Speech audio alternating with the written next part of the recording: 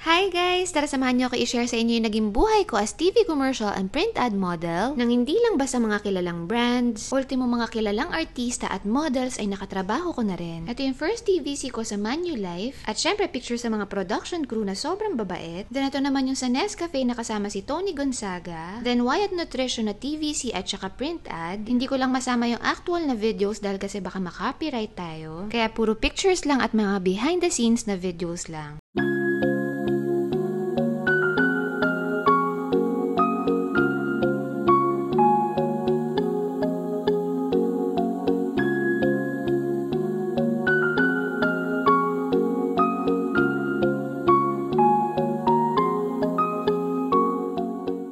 Then ito naman yung sa may Bello Essential na deodorant at dito ang role ko mommy pero that time hindi pa talaga ako mommy. O diba kilikili power tayo for today's video. Si Lana Ward yung kasama kong kunyaring anak ko dito at kilalang commercial model na rin siya at maraming TVC na rin siyang nagawa.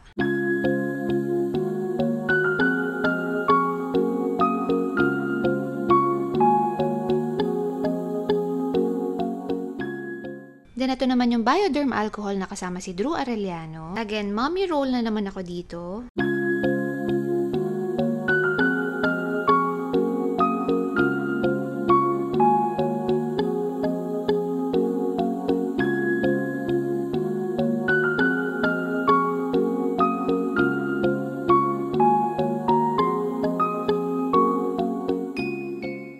Then ito naman yung BPI Film Life na print ad ko na makikita nyo sa mga LRT, MRT, pati billboard na rin. Then TVC ng Bonchon.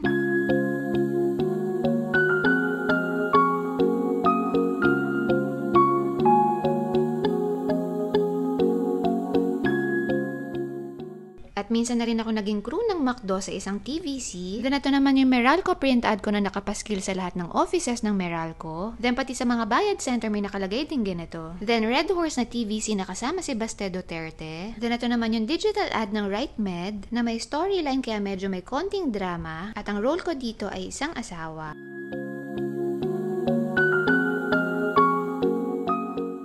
Then ito naman yung TVC and print ad ko sa may Carousel.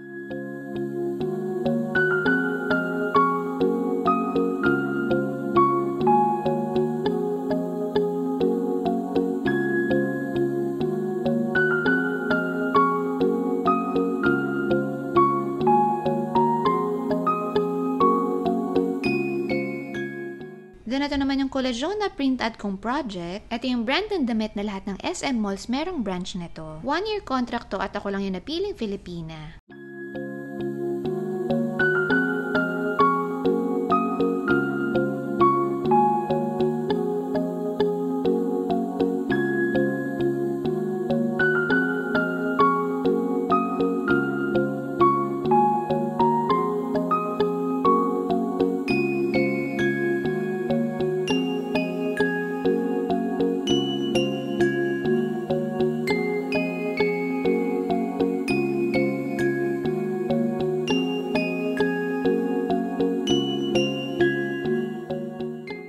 Then ito naman yung sa Grab na digital ad at TVC.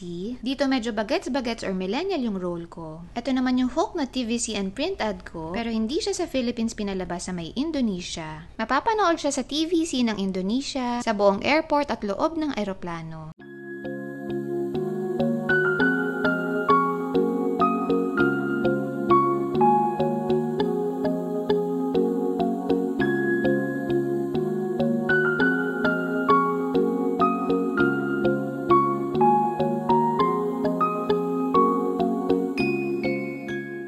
Then ito naman yung 555 sardine na print ad ko. At dito, dalawa na yung anak ko. At kung matatandaan nyo si Lana Ward na nakasama ko sa Bello na project, kasama ko ulit dito.